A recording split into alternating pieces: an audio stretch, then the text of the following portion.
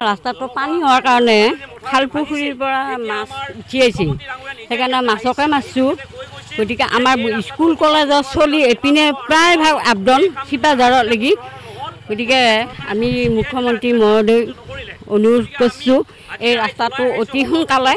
স্কুলৰ চলি পৰি হৰি আকৌ উভতি যায় স্কুল কৰিব নোৱাৰে গতিকে এতিয়া আমি মুখ্যমন্ত্ৰী মহোদয় অনুৰোধ কৰিছোঁ ৰাস্তাটো অতি সোনকালে আমাক দিয়ক আমি এতিয়া বহুত শিলে কাটে এগেয়া শিল আছে গতিকে আমি বহুত অসুবিধা পাইছোঁ আমি এই দাবী জনাম যে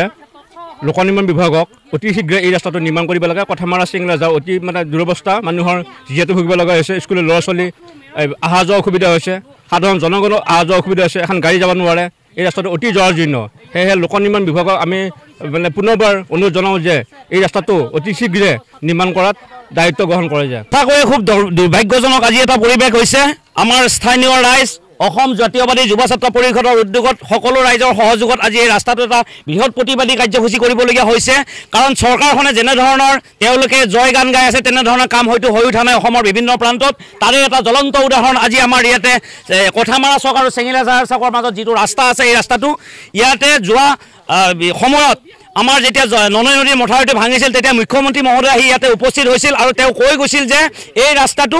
মানে বহল হ'ব আৰু নিৰ্মাণ হ'ব কিন্তু আজিলৈকে তেনেধৰণৰ কোনো ব্যৱস্থা হৈ নুঠিল আমাৰ সন্মানীয় আমাৰ চিপাঝাৰ বিধায়ক পৰমা ৰাজমণি ডাঙৰীয়াক আহ্বান জনাইছোঁ আৰু এই বিষয়ে তেখেতক মই ব্যক্তিগতভাৱেও জনাইছিলোঁ কিন্তু আজিলৈ কোনো ধৰণৰ কাম নহ'ল গতিকে আজি এই চেনেলৰ জৰিয়তে আহ্বান জনাইছোঁ যাতে কম সময়ৰ ভিতৰত এই ৰাস্তাটোৰ কামখিনি কৰি দিয়ে কাৰণ স্কুল কলেজৰ ল'ৰা ছোৱালী অহা যোৱাত বহুত অসুবিধাৰ সন্মুখীন হৈ আছে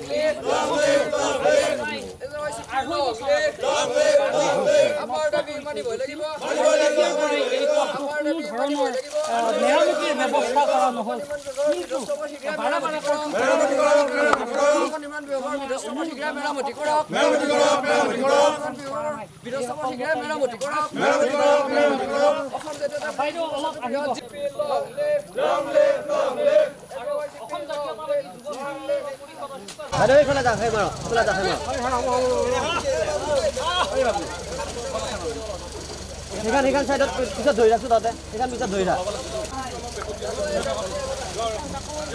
মানুহ কি আছে এই বাইৰে শুনে বাইৰে শুন এই খুজুকা এই দাও কি